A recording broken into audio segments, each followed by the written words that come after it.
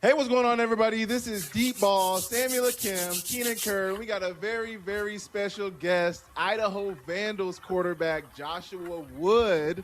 How you doing, my boy? I'm doing good. How are y'all? I'm good, man. Doing well, man. Blessed.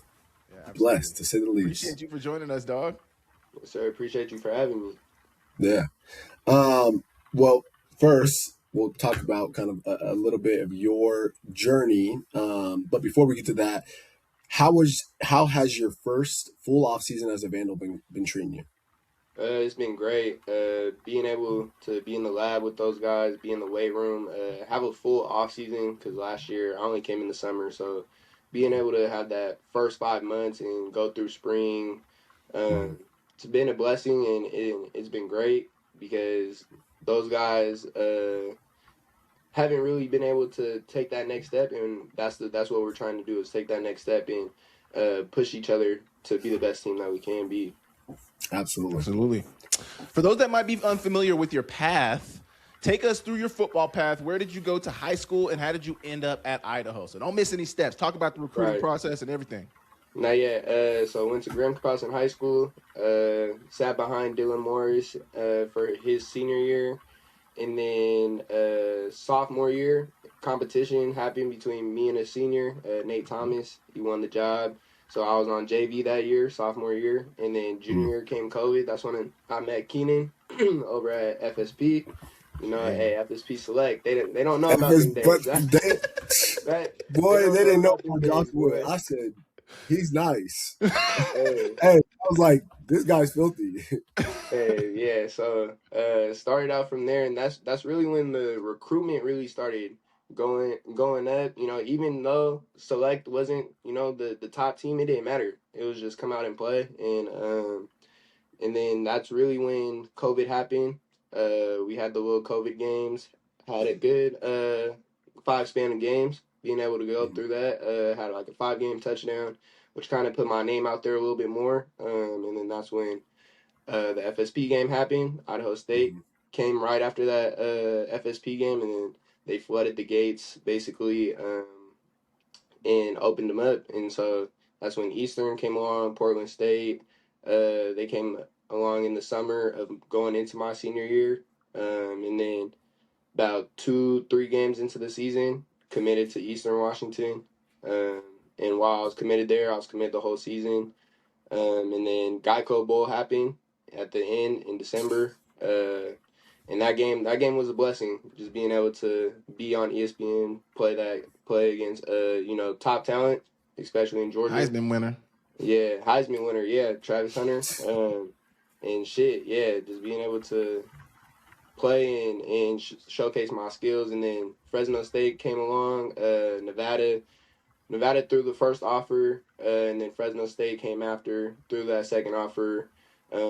Went up there. It was like in middle of January, 2 weeks before our signing date, the second signing date. And was up there.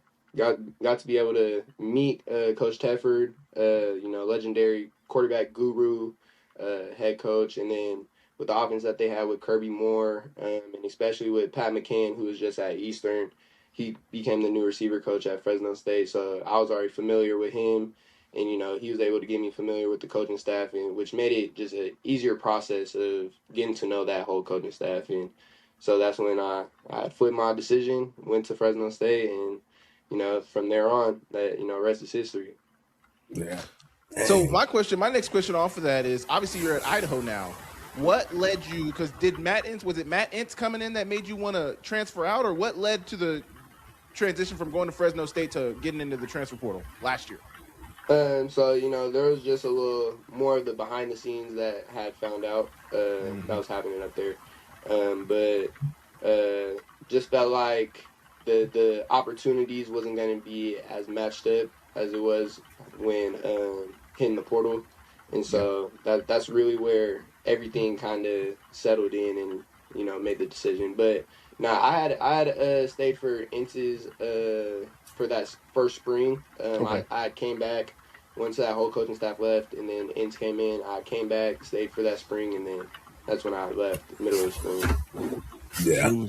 For sure. Man, and I guess I'll go back. I know there's one part that you talked about when our paths crossed. So for people that don't know much about 7-on-7, right? You have these teams, these organizations, and I was coaching for Ford Sports Performance, which Josh was a member of.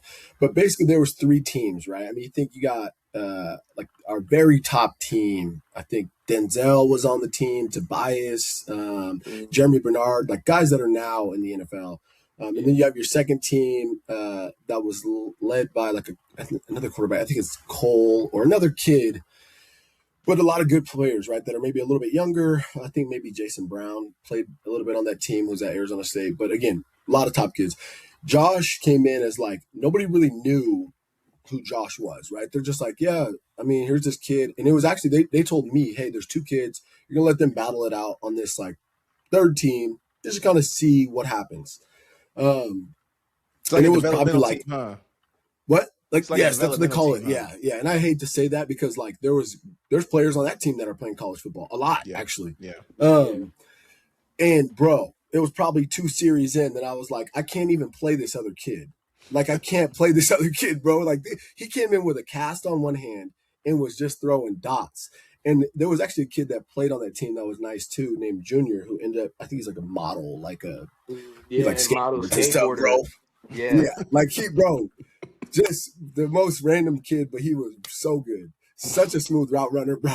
Like I was like, bro, if this kid can figure it out, he could go play in the Big Sky because he was so smooth, bro. But I had Josh for 1 tournament on my team. We ended up making it to like the semis or the championship or something like that. As And the they're like, third team.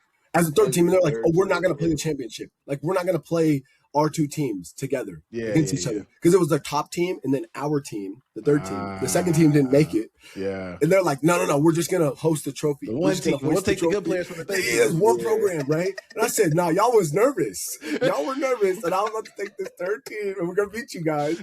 And that was it. We got back from that tournament and they're like, hey, Keenan, Josh is no longer on your team. We're moving him up. So I was like, come on, bro. Like, That what means are you did we your doing? job. That means you did your job. For sure. I did my job, but I didn't have, like, I literally was just like calling stuff and like, he's going to make the right read. He's going to make the right throw. Like, he made my job really easy. So then right after that, I had to really start coaching. But now we're going to go back to your senior year, 2021. I don't know if you know these numbers. 2,200 passing yards, 31 touchdowns, 71% completion rate, 65 carries for 612 yards, and another 10 rushing touchdowns, 200 offensive yards per game. You were almost every accolade that you could get, right? 2021 Washington State High School Gatorade Football Player of the Year, 2021 Washington State High School Max Preps Football Player of the Year, FSP Performance Player of the Year, SPSL 4A Offensive Player of the Year, Geico State National Championship Most Valuable Player, and then 4A Senior Athlete of the Year for Washington. 14-0, right? Beat a Heisman winner. Talk about kind of what led to your guys' success as a team that year, but also what led to your success individually. So to start out the team, I really say it was that FSP Air game. I'm not gonna lie, because most of my team was on that Air team, and I had a couple guys on the FSP squad, but that's what really got us to be so much together, because it was like we were talking so much mess back and forth, and then after the game, it was like, all right, we both played against each other. Now it's time to be a team and really collab, and most guys, they don't in high school now. They for sure don't be in that weight room, and that was the one thing that Curly was big on. He was a big weight room guy. Every day in the summer, we were weight room in the morning because Curly knew that we had FSP later on in the day. So he made it work to where all you guys are going to go to this workout and it's mandatory, and then you guys can go and do whatever you need to do later on in the day. Which is what he made sure of that. And then after every single workout, either if it was leg day, the receivers, they just jogged the route, just being able to get that time in, or top the route, whichever one it was. And then arm day, you're running those routes full speed. We're not bullshitting that. So it was one of those to where every single day we were just stacking days and stacking days. And so, and I would say about middle of August, that little fall camp, that high school players go through, middle of August, that's when we really knew, like, okay, we're gonna be a good team. Like, we can go and win state. Like, this is Yeah. this is the squad that we have to go and win state. And so, yeah, I feel like that offseason, that FSP air game definitely got us to be more of a team. And then also just the off the field stuff that we did as well. Like BJ's Pazuki Tuesday, we had about 15, 20 guys showing up to BJ's every single Tuesday. Like the main, those main guys that are gonna be playing in senior wise, juniors, a couple freshmen here and there, a couple sophomores. Like we all every single Tuesday. It was Building that lit up, morale. like team bonding. Like the people knew downtown, people out by the mall, that BJ's, they knew, like, hey, around that 6, 7 o'clock, hey, we need a whole big old table. Like, we're gonna be coming, have some bazookies ready. Like that was a big thing. So being able to have that off the field stuff, like that really helped. Yeah, And that's and so. then just personally myself, I would say, just putting the head down and working. Like you had told me, just keep trusting the process. The process is gonna work itself out, and that's a true thing. Is just put your head down and keep trusting the process, because every day you're gonna stack days and just keep going throughout just the process of being a football player. And you're gonna have your ups, you're gonna have your downs, but at the end of the day, you keep working and put your head down, you're gonna get somewhere. And that's where I feel like, watching film and putting in those extra hours definitely helped. So with that Geico State Championship Bowl series, how did you guys get that opportunity? And like you as a player and you and your teammates, what was you guys' reaction when you guys realized that that was something you guys were going to be involved in? So we were told before the state championship game, Okay. Dang. and Before the and Washington State Championship game? yeah, so but Dang. that was just for the opportunity. So they Okay. they first told us, they were like, hey, this could be a thing. Like, because at first we were supposed to play Bishop Gorman and Zach Branch, his brother. Like, we were supposed to play that team. Yeah. But then, because that's why it was at Bishop Gorman. Okay. And so then, but then they had like all the recruiting visits and all that. So then we got told that, hey, it might be the Georgia team, but the only way that we can get in is that we have to blow the team out state championship. That's what we were told. So in our head, we're not going for the win. We're going for a blowout. Yeah. Like that was what in our head coming into that game was okay, if we blow these guys out, we might be able to get an opportunity to go to Vegas. Yeah. So like after the state championship game, like we're crying and everything, but we're like, okay, this might not be our last game, but this might be our last game. Like, and that's how we kind of put it, was like, okay, this is gonna be our last game, so let's just blow them out. But if it's not, hey, let's have a hell of a ride going into Vegas. And so, yeah, so our AD had told us, about, I want to say 3 days after we won state, he sent the little text out, and then we all had to do COVID swabs because we were traveling as a team. And so then, yeah, that whole thing happened. Like, some guys had to stay back, some guys didn't, and then, yeah, it was a whole cluster for That's sure. crazy. Yeah. What did I have a couple of questions off that. What did the state championship score end up being? And was that kind of like messed you guys up mentally, knowing like, okay, we're gonna have this opportunity to go to Vegas, and like we want to go to Vegas, but like obviously we first want to win the Washington State Championship. Like, did you guys know that was in the bag already, or what? Yeah. What was that like? I mean, we were already mad because like we knew Jane Lamar, like we knew all about that big run game, all this and that. So with me, it was really just, let's blow these guys out the water. Yeah. Like that, and plus like we had come to find out, like, which is what I wish. The one thing I wish about that game is just that they had their quarterback, because that's the one thing. He had to, like, broke his collarbone in the semis with Yeah. Eastlake. So like they had a freshman playing, which is just a one thing I wish, we could have that rematch. But yeah, coming into it, it was just like we knew we just had to play our game and everything, and then also it started raining, so that's when we knew we weren't gonna air the ball out. We were handoff, I formation, down and dirty. We're gonna run the ball down your throat. and so that's where we didn't know if we were really gonna blow them out Yeah. because the clock was gonna be running. Yeah. so, Yeah. so we didn't know for real. But the score, it was 42-7. They only scored because of Vega. He got a sack, threw the quarterback.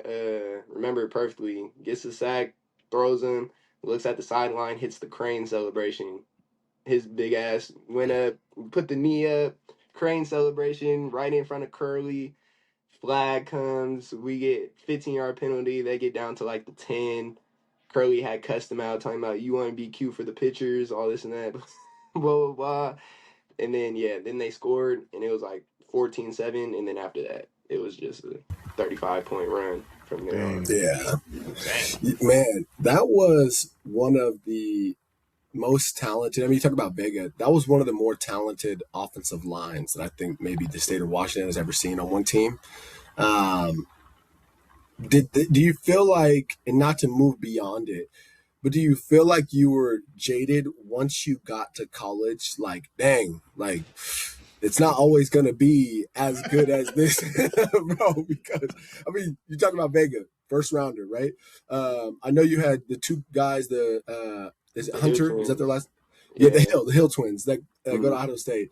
And I'm sure, and then you had Andrew Savini who could help in the run game, right? Like, Yeah. it's just crazy to think on one high school team there was a guy that went to Penn State, a guy that went to Fresno State, a receiver that went to Idaho State, two other O-line, D-line that went to Idaho State, a guy that went to Florida, For high in school offense, Washington. that's crazy. The high school football team, that's crazy. Crazy. Yeah. And, Yeah. and other guys that probably could have also played college football. Yeah. Absolutely. And there were some guys that went lower level as well, D3, PLU, UPS, and a couple went D2. And so like that squad for sure, to answer your question on that O-line part, absolutely that was a wake up call freshman year for sure. You can't just sit back in his pocket. That hey, there's other guys We on used to that have side the of the ball time back too. there. Hey, Boy, he was in charge. He was telling clean every game.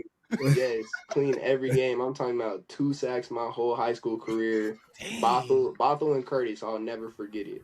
Curtis, wife I was held the Bothell. ball for like 8 seconds running around back there. They just got me on an ankle tackle. And then Bothell, they came with a clean blitz from the left side. Vega had gave it up. DN dropped, linebacker blitz, Will backer blitz. So he thought he was supposed to go out to the DN. Linebacker came clean. That's the only sack that You know, it's happened crazy that when you game. can remember both of them vividly. Hey, vividly, because those are the only 2 that happened. That's insane, bro. Do Yeah. you favor basketball or football more? Did you favor basketball or football more early on in high school? Early on, for sure, basketball. Yeah. I favored more basketball because I got to play earlier. Yeah. And like freshman year, they had me on JV. Graham Kapowsin is nowhere near basketball school. Nowhere Okay. near. So like, I'm talking about past records. Like, we never won more than 4 games. If I Dang. like to let you know that. Like, Nasty word. yeah. The max was a 4-16. Like, that's the highest record that they ever had. So I was on JV freshman year, got pulled up halfway through the season, and then we won 5 games. So we were Okay. the varsity was 0-10, and we finished 5-15. So Okay. hey, 5-5 in varsity as a freshman, that I took that. That's Yeah, that's a for win. sure. And basketball in Seattle is wicked. Yeah, well, I'm that was SBSL, so that's with Yeah, so like South Seattle. Olympia, Okay. South Kitsap, Curtis, Okay. Bellarmine. This is good. Like, Good Bellarmine, Curtis. Good basketball yeah, schools, though. Yeah. exactly. Great basketball schools, and that was the time of Zach Paulson and all those guys in Tacoma. Yeah. And so so I was more toward basketball, because then sophomore year started point guard, as a sophomore, and then like once COVID happened, that's really when football started becoming more of a go for me. Yeah. Because I was more what I was getting looked at a little bit more, but basketball wise, I mean, COVID, it was hard to do those basketball tournaments because you either had to have a mask on or parents can't be in there and all Yeah. that. But football, we were out there 7-on-7. All you had to do is throw a ski mask on or a little Yeah, Thing little over the neck wrap. top. Yeah. So I would say, yeah, early on I was for sure basketball. Yeah. Man, I didn't even think about that development, Keenan, of like why all the young kids. I was thinking about YNs, but why all Why the they young wear the kids ski masks, they wear the bro? ski masks because they grew up in the Bro, COVID era. it drives me crazy, bro. Because I'm like, Yeah. yo, we had to do it as a requirement. Like Yeah, now these right. kids do it. They wear shiesties, but then it's evolved. I watched something online where these kids like they now wear helmets, right, when they're playing 7-on-7, right, with those little caps. Mhm. Well, now there's like something that goes over the cap that's like a design. Like I saw a kid wearing one that was like a shark Mm. on top of the helmet, and I'm Yeah. like, bro, 7-on-7 has Hey, become Yeah. something that is not designed. you look to be. good, you feel good, you feel good, you play good. You play No, good, they pay you're good. bro, you're not gonna play 7-on-7 with an octopus on top of your helmet. Like I'm not going for that, bro. What are we doing, bro? Hey, Like now at the some point, sunglasses to the side still kills me. bro, When we're I, making a mockery of the game, bro. What are we doing? Like, come on, let's be serious. And like, You might be a and little old, Keenan. The bro, old is I never showing. thought the day would come. I was a swaggy guy. I never thought the Yeah. day would come where I would be the guy saying, everybody wear black socks. Like, that is crazy to me, right? But it's preparing you. I guarantee that Coach Ford at Idaho has some rules on, like, hey, we're all going to be uniform in this. Yes, in a game. absolutely. Yeah, Absolutely. so it's like we're not preparing kids for the next level when it's super disciplined and you don't have an option. Mm. Right? I mean, Coach Houck, bro, when we were going in the weights, it was like you all got to wear the grays. Yeah. Mhm. Yeah. You know, so it's like, Yeah, what are we? absolutely. Why are we teaching kids that you can have this like, you can wear pink glove or not even pink, yellow and green gloves, and you play for a blue and orange school? What's going on here? Why Yeah, are we doing this? exactly. It to me is crazy. But again, let me step off my soapbox.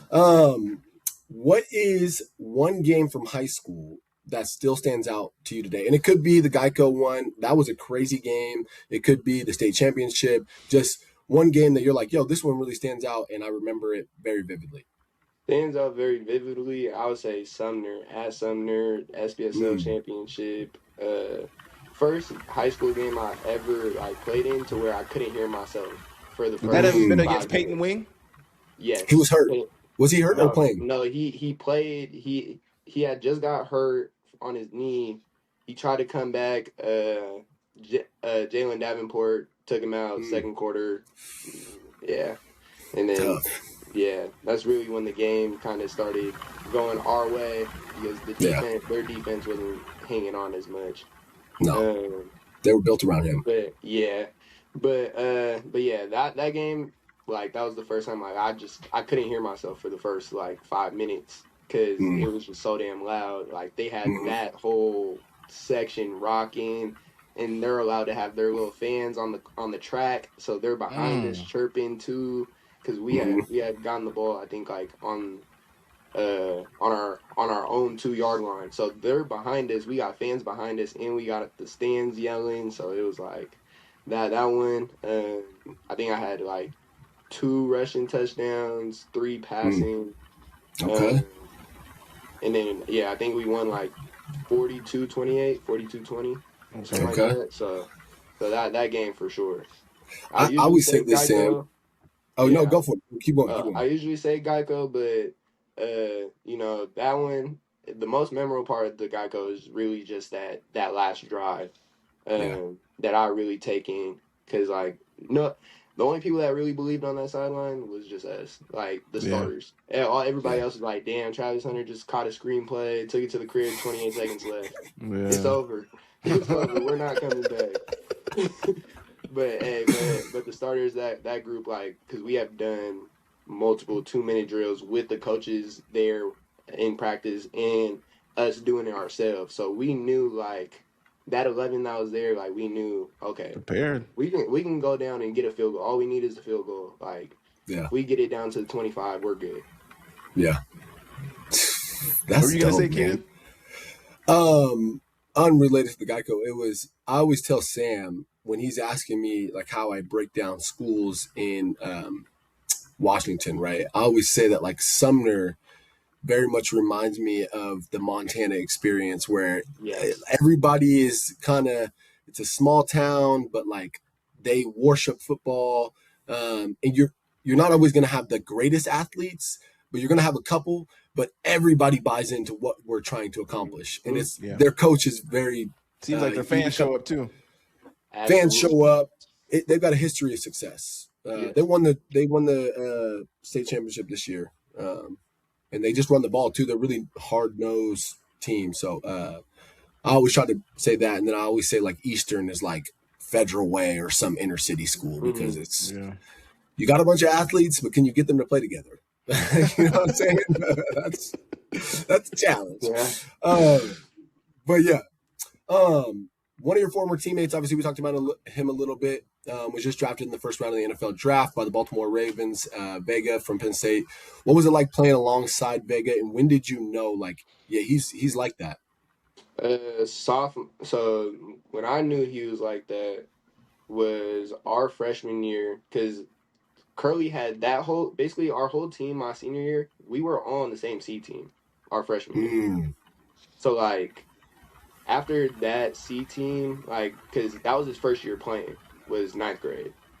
So, Wow. Ever. Like so that's when after that year and we all started getting in the weight room a little bit more. That's when I started seeing him progress. And then when I knew he was going to be like a dude, was right after our Bothell game. About a week later, he was immediately in the weight room. He had gave up a sack, game-ending sack. And then he hesitated to jump on the ball for the fumble. Like that's what ended us quarterfinals 2020.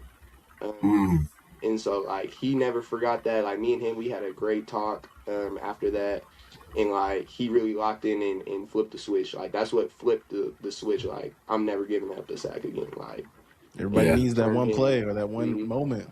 Exactly, and you know playing alongside him, it's. I mean, shit. I felt safe. He was my left tackle. That's blind side. For sure. That's my blind side. So being able to just be with him and know that I'm safe back there, and you know, and he was a guy that was no matter who you were, he was gonna get on your ass. If it was me as quarterback, if it was Juice receiver, telling him catch the damn ball coming back to the huddle because we were a huddle team. So hey, every play, somebody's talking in the huddle to let you know, hey, clean this shit up real quick. Like so just with him, you know, he was a great leader as well, captain with us, and so yeah, a great player overall, and just being able to be that guy that's always gonna hold somebody accountable. That was a big thing that he had as a character trait. Yeah. And it worked out for him, obviously. Shoot, that first round money is real.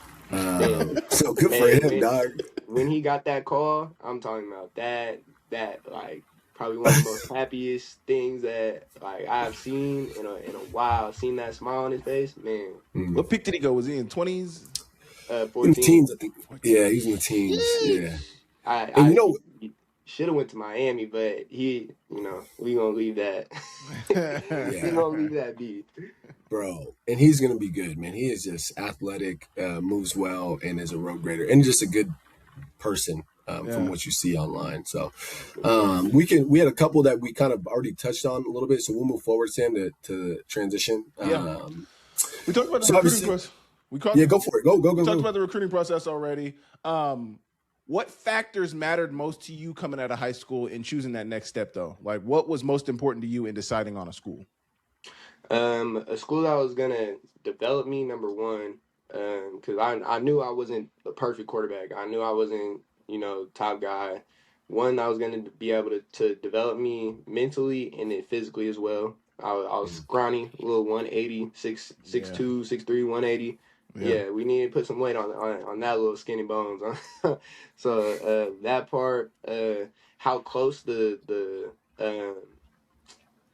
staff was, and how much of a family they really were.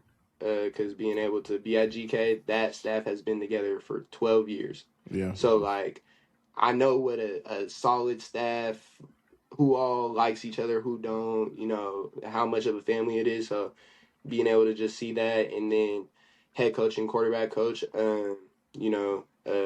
what type of coach are they? Are they a guy that's just gonna, yell for no reason? Are they Yeah. let me ask you what you did here wrong first before I, or rip your ass and then ask you whatever, Yeah. whatever type of coach it was. And then the leadership, role as a head coach, you got to have that. And so, like I said, Fresno, that was a key part because Kirby Moore, he was my QB coach, great coach, and then I would say probably one of the best that I've had. And then Jeff Tedford, he's probably is the best. And so like he's taught me a whole lot different, changed up my mechanics when I first got down there. So it was great, being able to go through that process. You seem like, I mean, Keenan rattled them off earlier. You had a ton of accolades coming out of high school. Did you go into college kind of having a chip on your shoulder? Like, it seems like you were a little bit under recruited, in my opinion. Absolutely. I definitely felt under recruited. There was other guys that, had bigger schools than me that I feel like I should have had. But also at the same time, it's tough in that 22 class because COVID had happened. So everyone committed before COVID. Or committed during COVID.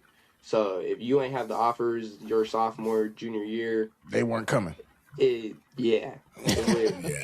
Which at that point, that's where I also had to understand. Like in my head, I knew like, hey, I'm better than this guy, blah, blah, blah, but he has it because he already had it. He had it before me. So I got to understand that and take what's given in front of me, take the opportunity, and just be blessed with being able to have a full ride scholarship to go and play somewhere and have school pay for it. Like that was what I had to understand. But then same time, like you said, I was pissed going in there, chip on my shoulder, going into college because I felt like I should have been at a higher level. But at the same time, blessed with the opportunity. And plus, in that QB room, Jay Kaner, we all knew he was QB1. So that QB2 spot, I was trying to go and get that for sure. Yeah, for absolutely. Sure.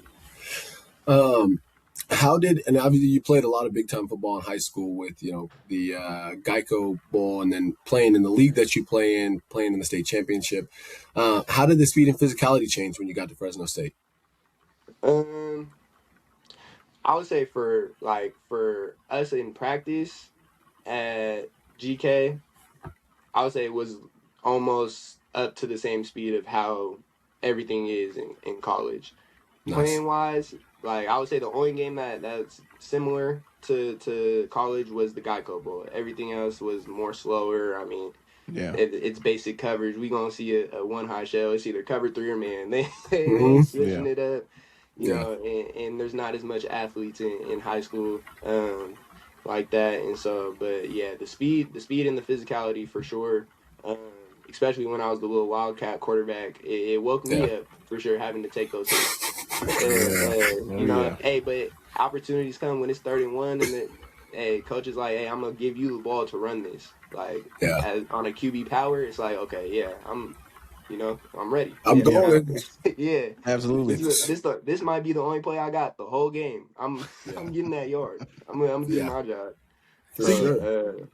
So yeah, that I would say for sure the speed physicality it was definitely a switch a little bit more than how it was in high school for sure. You talk about the speed and physicality.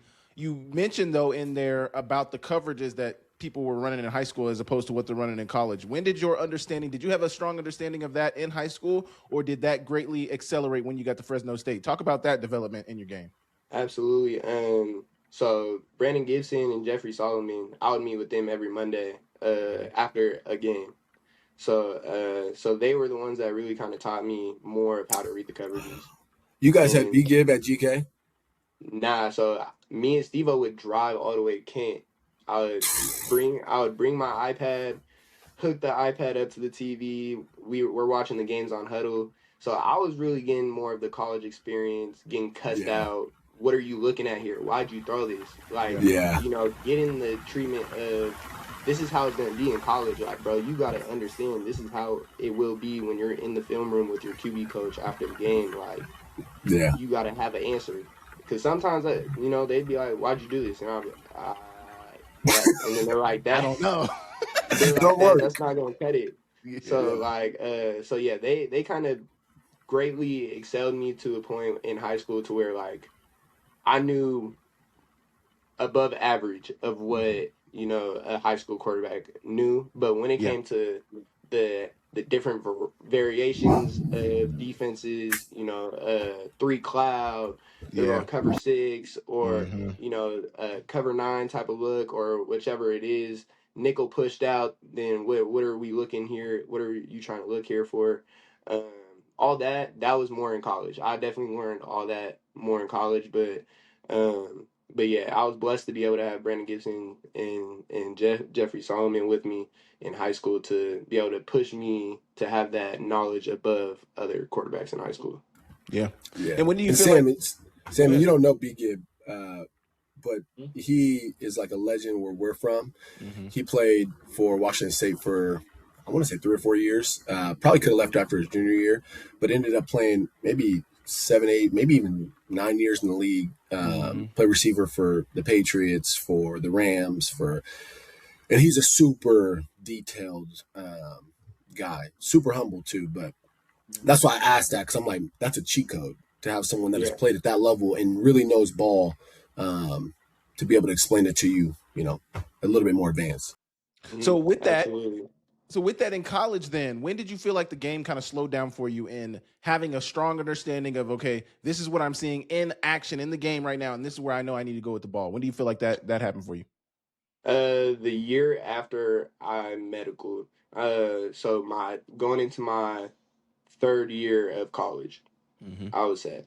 So freshman year, redshirted, and then sophomore year, I had medical, had surgery on my shoulder, and so the surgery, it was a blessing in disguise. In the moment, you're like, damn, Sucks. and especially for me, it was my labrum on my throwing shoulder. So Mm. I'm not knowing this might be a medical, like I might have to medically retire, like, Yeah.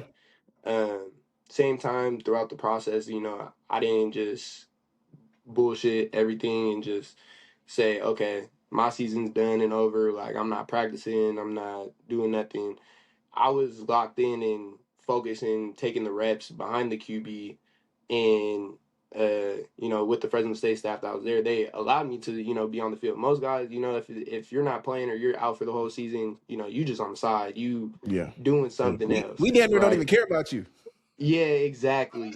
And so they were allowing me to, be behind the quarterback, take the Yeah. rep, like, Yeah. and so I was able to every single practice, I'm able to see our defense, which was a top defense that year, in 23. And so just being able to see how they're moving, what's the disguise, what like because I'm back there, I'm not playing, so I don't have to look at the whole play. I can just look at the defense and see how they're rotating and like, oh, okay, they're showing too high, but then they move to a three cloud. Hmm. But then, like, you ask the quarterback, he's like, well, oh yeah, I seen too high, I think I seen cloud to the field, blah blah blah, but he didn't see what the backside had, like Yeah. what the backside did. He didn't see that. Oh, boundary corner, he went and now he's in he took the third, so it was Hmm. three cloud instead of cover two. So his guess was cover two, but it really was three cloud, and like those type of things, I was able to help him as well because I have the secondary eyes that he's looking to one side of the field.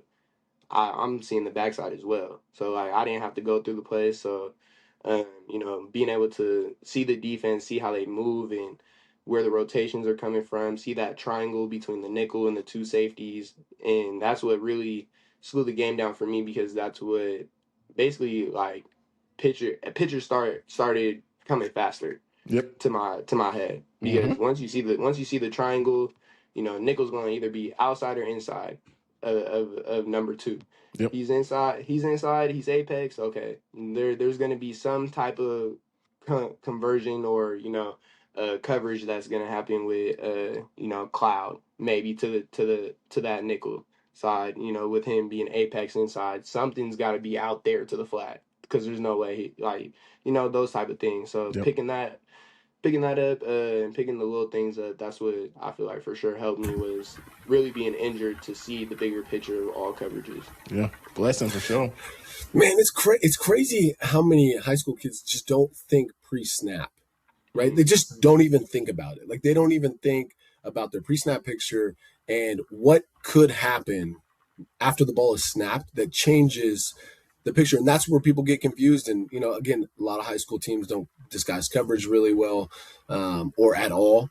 Yeah. But to hear you kind of talk about it in the progression is it's refreshing because like I coach a high school team and to get my kid to even see that there's middle close or middle open is a challenge.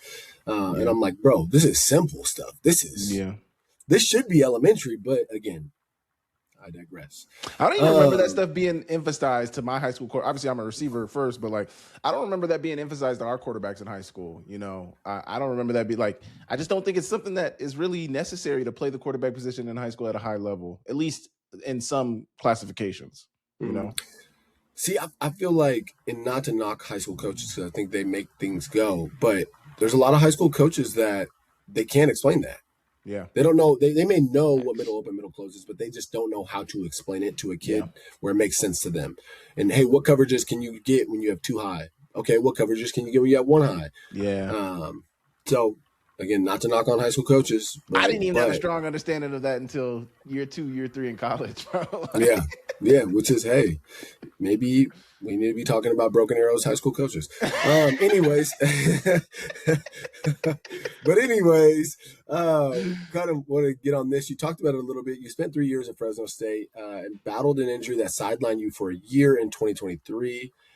What did that time period teach you? Not on the football field, but like about yourself, because that could be, a moment of solitude or just like anybody that's gotten hurt in college knows what it's like to just feel like, man, what the heck?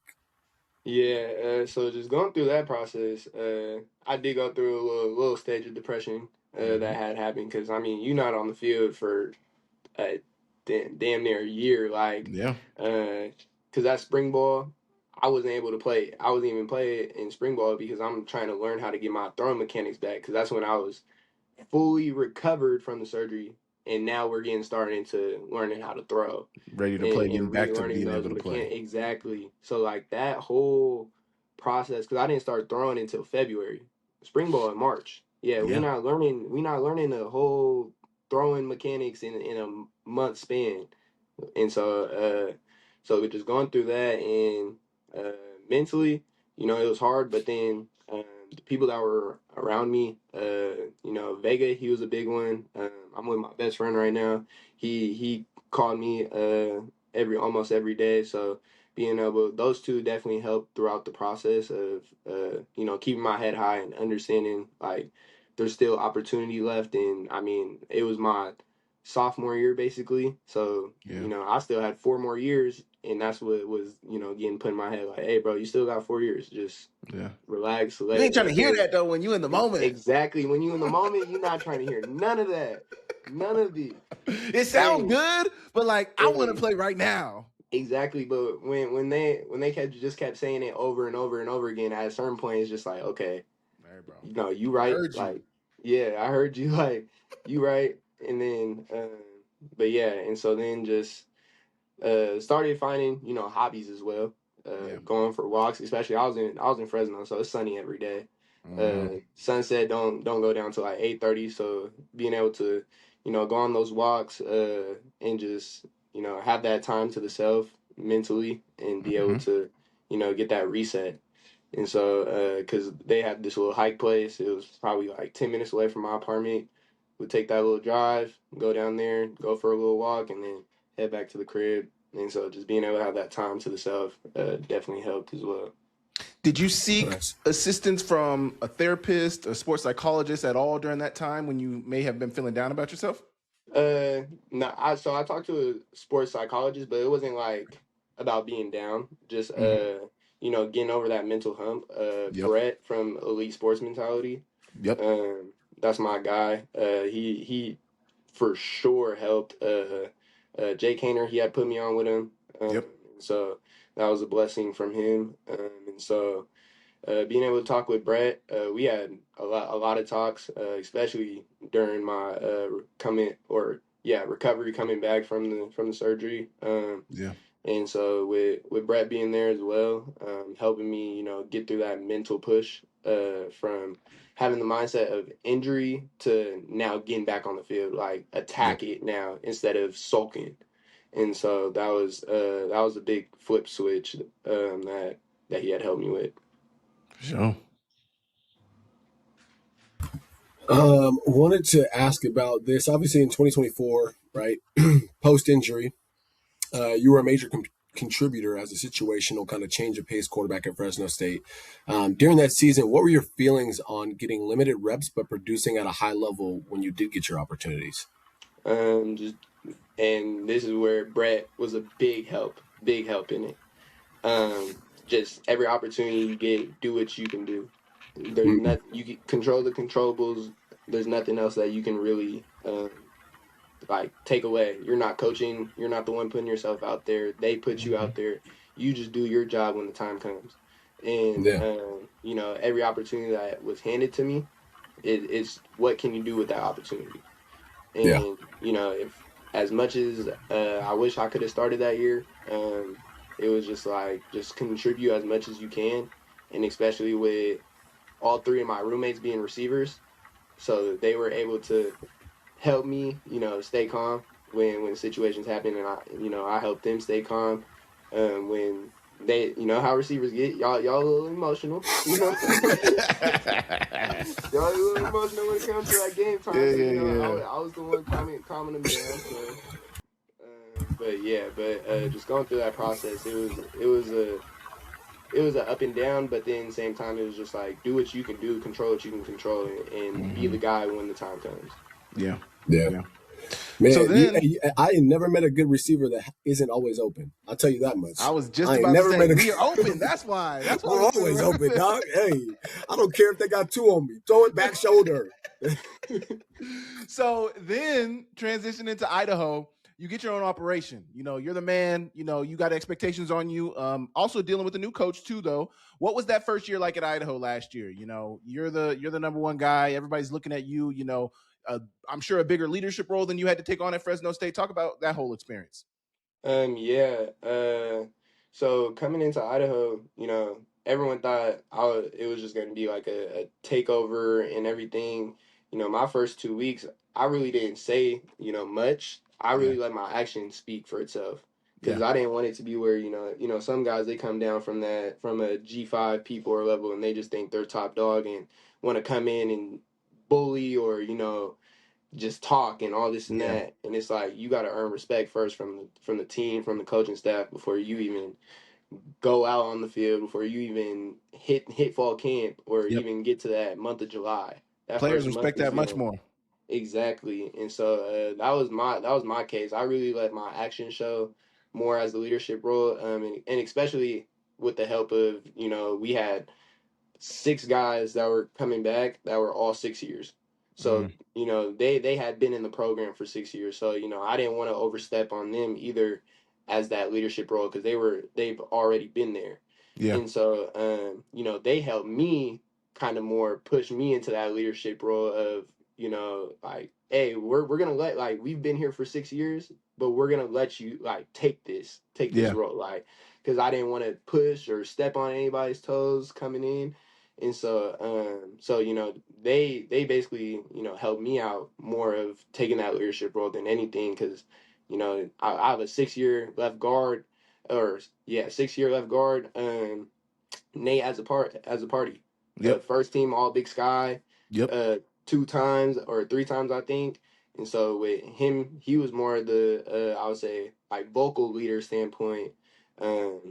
He's the one getting being the one that's not getting the breaks, but always saying that speech, that guys needed on the offensive side. Yep. And so me, it was more of an action standpoint. But also when the time came, I for sure said what I needed to say Yep. and get guys going. He was more of the speech, nice guy. I was more the mean guy. I took the mean guy role. Yeah. Yeah. Yeah. So Good cop, bad cop. yeah, yeah, Yeah. yeah. So that's really how it was. Last year, and then just being able to take that, um, being able to go through with the coaching staff and everything, new coaching staff. Thomas Ford, great head coach, and I had Matt Linehan last year. Sadly we had to separate ways with him, Mm-hmm. but that's just how the college world goes. Yep. Here and there, guys come in, guys come out, and so just being able to create that bond with him, especially with QB OC, you got to have that bond immediately. And so I was able to bond with him, you know, know what he likes, know what he doesn't like, what he likes to call, what he doesn't. So just being able to come in every single day and be at the facility from, 6 to 4 o'clock in the summer when, Yeah. you workouts is really only from 9 to 11 and you got the whole rest of the day. Yeah, but that time in. You do, Exactly. So One of just the- being able to be there in those extra hours and learn the new coaching staff and my whole new team, and just being able to conquer everything and take over those roles that I needed to fulfill. Absolutely. Yeah. One of the questions I had was, what were some of the biggest differences you noticed coming obviously from a Mountain West school to now a Big Sky school, both D1, but one's FBS and one's FCS. So what were some of those biggest differences you noticed? Work ethic and other guys on the team.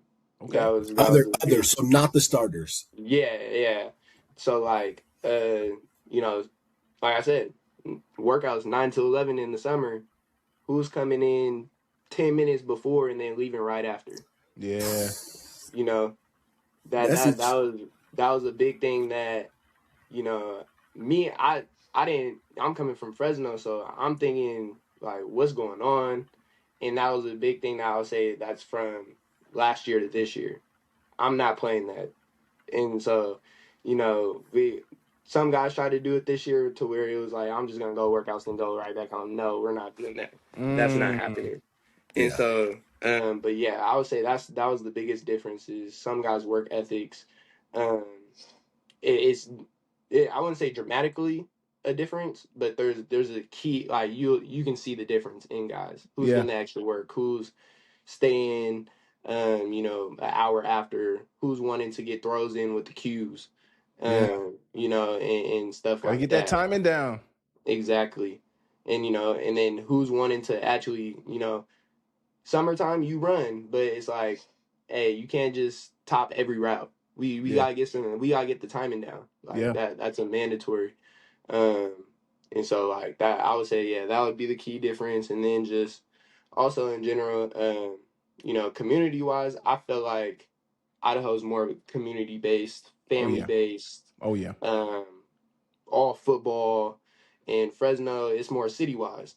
I mean, there ain't nothing else out there except for like a couple of like minor league teams here and there. But I mean, Fresno's the big thing for football, but like the community, it's not as together. And even though Idaho is smaller, so you're gonna have a tighter based community, a family way, because everybody knows everybody. It's like a population of maybe, I think, 2,000 or something like that. Yeah. So it's like everyone knows everybody. Yeah. So, but I would say, yeah, that's the two key differences I would say between Fresno and Idaho. Dang, that's interesting. Yeah, I think that's indicative of like, you got more guys that are trying to vie for a spot, and they understand that like, hey, my time could come whenever, so I need to work to be ready. But also maybe a little bit of like, hey, we're trying to instill a new culture here. So anytime you get a new staff, which I know Coach Ford had come in, and they're trying to change. And even though there was alignment with him in, I'm drawing a blank on the coach that's at Mexico, Jason now. Coach Eck. Even though there was some alignment, there's still some guys who are like, well, I was recruited by Eck, and I think it just hits you a little different at the FCS level of like, oh, well, am I going to buy in to the process with a new head coach? Things are changing. So good on you for saying, nah, that's not how it's going to go. That's interesting. That's interesting too, though, Keenan, to add one more point to that, because I remember Dalton vividly, and maybe this was after his first year, after you were done. We had a lot of that with Dalton, like, and that was my quarterback for 2018 and 2019.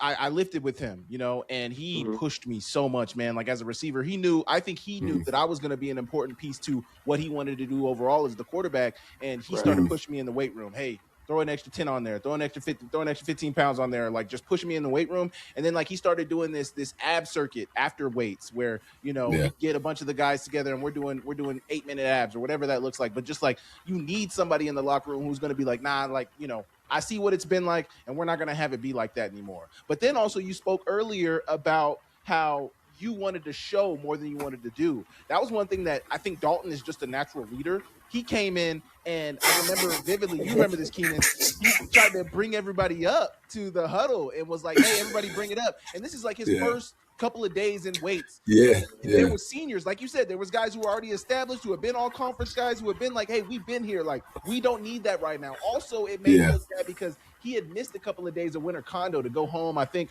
you know, there was something going on with his family. But like, we don't want to hear from you when you ain't really been around. And now it was almost a fight. It was almost a fight. Obviously, he ended up showing and proving that, like, with his play, like, nah, this guy, we got to respect this guy, and he's a real leader. But it's definitely a line you got to toe when you get somewhere where it's like, you know, I want to be a leader and I want to show them that I can do it and I'm the guy. But, like, being vocal early on isn't necessarily the way to go about that. Yeah, for sure. So this is one of the questions. So obviously last season, right? It was a little up and down for you guys, especially when you went down for a couple of games with an injury. What are you guys out to prove this next season? No, we're not the team from last year. That, you know, last year we had a lot of potential, but key thing that you know, Ford says is potential don't mean shit. You know, that's a big thing. And this year, you know, offensively, a lot of guys are coming back. That whole receiver room, I think we have everyone coming back except for about 3 or 4 that had left, and then we have add-ons with the receivers that are coming in as well. And the O-line, they're trying to you know, make a statement to say they're the best in the Big Sky. We all know, you know, Montana State, y'all got big boys in the front. You know, we're trying to be in that category as well. And that's what we're trying to do. And especially with defense, we have a lot of guys coming back as well. You know, last year we were more of a younger team in experience, I would say. Yeah. There was guys that they're in year 3, year 4, but their experience level wasn't, you know, we had a lot of guys under 100 plays going into the season and they were starters.